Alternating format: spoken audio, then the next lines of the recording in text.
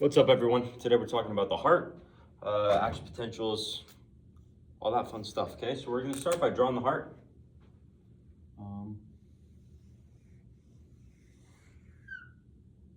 It's a very bad heart, I know. Okay, let me grab a different mark.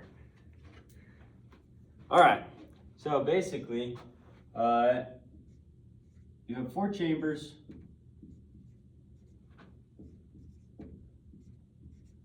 Blood is going to enter the right side of the heart through both the inferior and the superior vena cava. This is deoxygenated blood that's coming from the different parts of the body. It's going to enter the right atrium. From the right atrium, it's going to pass through a little valve called the tricuspid valve. Tricuspid because it has 3 flaps. They open, let blood in, then they close. Blood comes into the right ventricle, where it's then going to go out through a little tube to the lungs. That tube is called the pulmonary trunk. It's then going to branch into the pulmonary arteries, go to the lungs, become oxygenated, come back to the heart through the pulmonary veins. It's going to enter the left atrium right here, come through into the left ventricle through what's called the bicuspid valve, because that's 2 flaps. Okay, I should have mentioned to get to the pulmonary trunk, it passes through the it passes through your pulmonary semilunar valve, okay?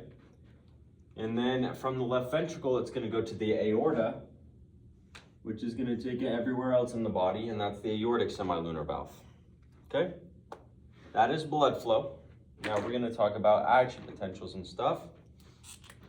I'm gonna draw a cell.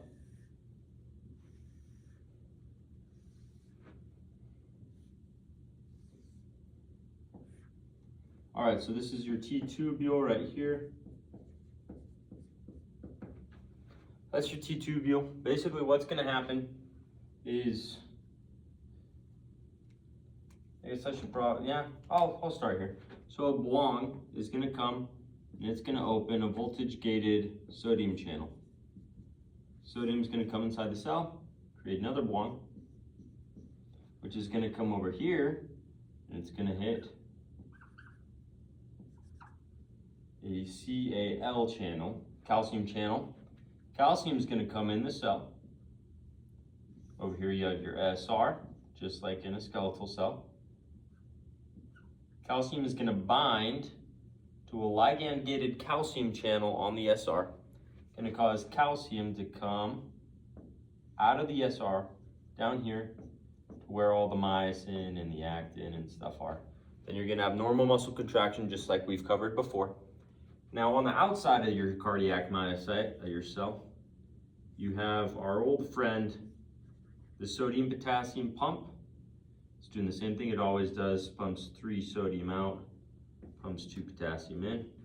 But we also have a new channel, a new protein, called your NCX, which is just a sodium-calcium transport. What it's gonna do is it's gonna use your sodium and it's going to shoot 3 sodium in and 1 calcium out. The reason why it shoots calcium out is because if we have too much calcium in the cell, we're going to have prolonged contraction, because we don't want the heart just randomly spasming. It pumps calcium out to kind of maintain that equilibrium. Okay, so that's how an action potential happens. Now we're going to talk about how it's propagated a little bit. So in the heart, I guess I just erased it. But in your right atrium, you have something called your SA node.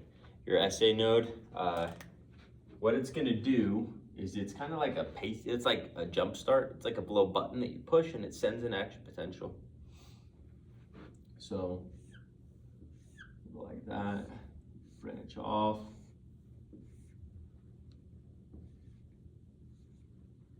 I'm not gonna draw too many of these.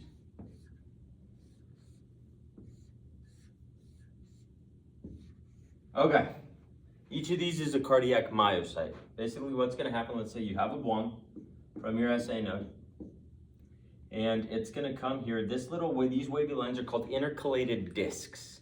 Basically what they are is little junctions, little spots where the cells come together. They're held together by things called desmosomes, which are kind of like clamps.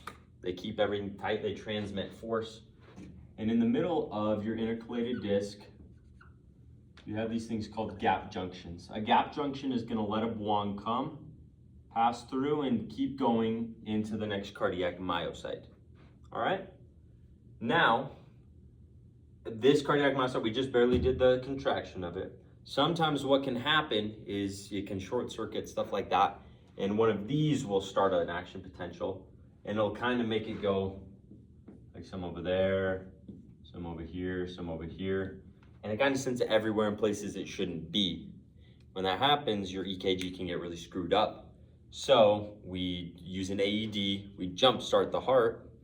That's called fibrillation, by the way. We jumpstart the heart, and in hopes we depolarize everything, and then we hope that our next action potential is actually coming from the SA node. And that's how we know we fixed it. Looking now at action potentials on a graph, you have two different kinds.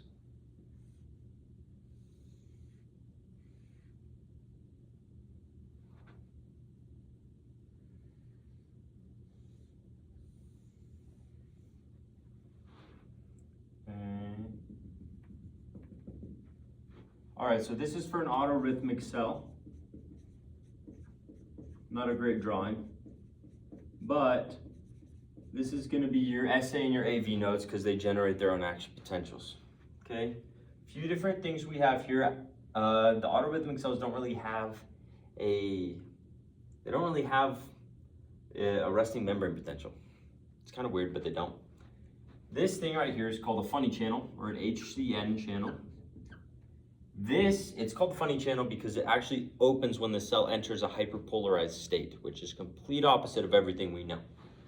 So basically when the cell comes down, it drops down below threshold, the funny channel says, all right, I don't like this, we're not making any action potentials, let's start up again.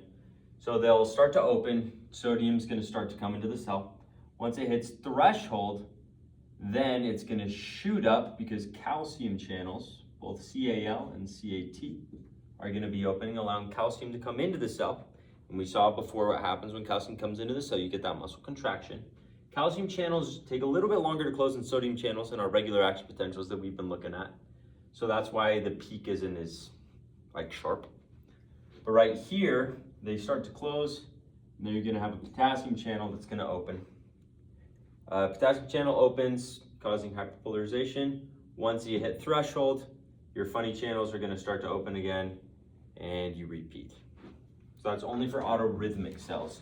There are no voltage-gated sodium channels in autorhythmic cells, only in contractile cells, which is what we're doing next.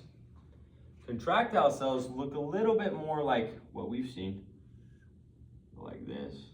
Come up here, and they go like here. Okay.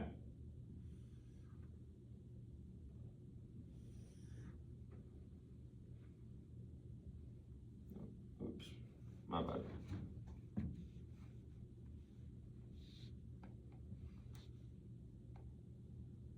Okay, basically what's gonna happen, so right here we have our not threshold, we have our RMP. In cardiac tissue, it's about negative 90 millivolts, which is really close to the Nernst potential for potassium, and because the heart is more permeable to potassium. Let me turn you a little bit here so you can see a little better. Because it's more permeable to potassium. As soon as we hit threshold, then we're gonna shoot up. This is sodium channels, voltage-gated sodium channels, okay? So I'm just gonna write a little sodium there. And now once we get to the top, fun things start to happen. Remember, this is a contractile cell. I'll write up here contractile. Right here, very briefly, you're gonna have two channels that are gonna open. You're gonna have potassium channels, and you're gonna have calcium activated chloride channels. As soon as those open, potassium is gonna go outside the cell, chloride's gonna come in, you're gonna have rapid repolarization. So that's why it drops down really sharp, then they close. It's something that happens really fast. Right here, you have your CAL channel that's gonna open, calcium channel. Calcium comes in the cell, so that wants to depolarize the cell. However, at the same time, you have your KUR channel that opens, ultra rapid potassium channel. Potassium wants to leave the cell, so they're kind of fighting. One wants to hyperpolarize the cell, one wants to depolarize the cell. So that's why you enter this kind of plateau phase. Now, as we go on, more potassium channels are going to open. You're going to have your KR channel, which is a rapid potassium channel, and you're going to have your KS channel, which is a slow potassium channel. Eventually, the buildup of all the potassium is going to overwhelm the calcium channel. It's going to close. You're going to have regular repolarization. Because the cardiac cell is so permeable to potassium, you're not actually going to have any hyperpolarization. And so then you return to -90 until you get your stimulus again, and it all repeats. Thanks for watching.